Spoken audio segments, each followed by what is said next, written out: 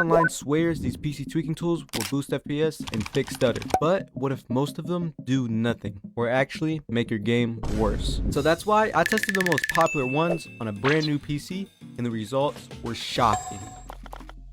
EXM Tweaks claim it can boost FPS and reduce stutter by quote-unquote optimizing Windows in the background. I don't even want to buy this.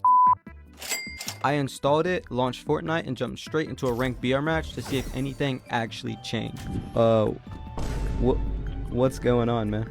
Holy shit, is my PC worse? After letting the match play out and checking the numbers, EXM Tweaks averaged around 132 FPS, with the lowest dips hitting 103, and the highest spikes reaching 237. But here's the problem. Those highs don't matter. In real fights, my FPS was hovering around 110 to 115, which is basically worse or where I was already at. So, after actually testing EXM Tweaks, I'm giving it a 4 out of 10. I didn't see any real FPS improvement, and for how hype this tweak is, it just doesn't deliver.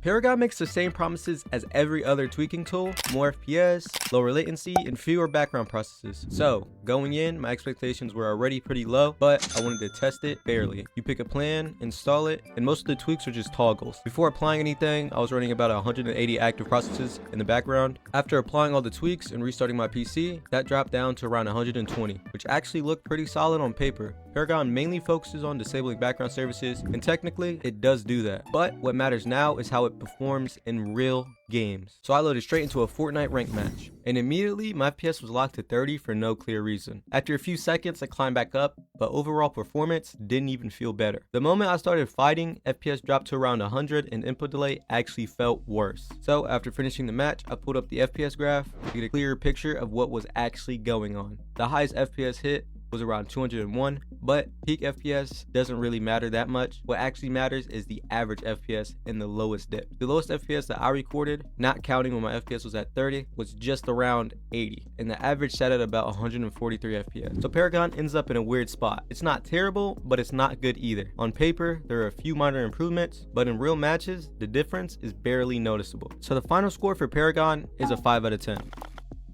Hone claims it can boost FPS and reduce stutter by optimizing Windows. Basically, a one-click PC optimizer that supposedly can handle everything for you. They say it's backed by rigorous testing, optimization methods, and works as both a PC optimizer and a gaming optimizer, which sounds great, but we're gonna see if it actually does anything. After installing it, I turned on every FPS, latency, and network-related setting available. Hone definitely takes longer to set up compared to most tweaking tools, so the real question is, was it actually worth the time? After applying the tweaks, I jumped straight into a ranked match to see if anything actually changed. And honestly, I did notice a difference. There was less stutter, less input delay, and noticeably higher FPS in actual games.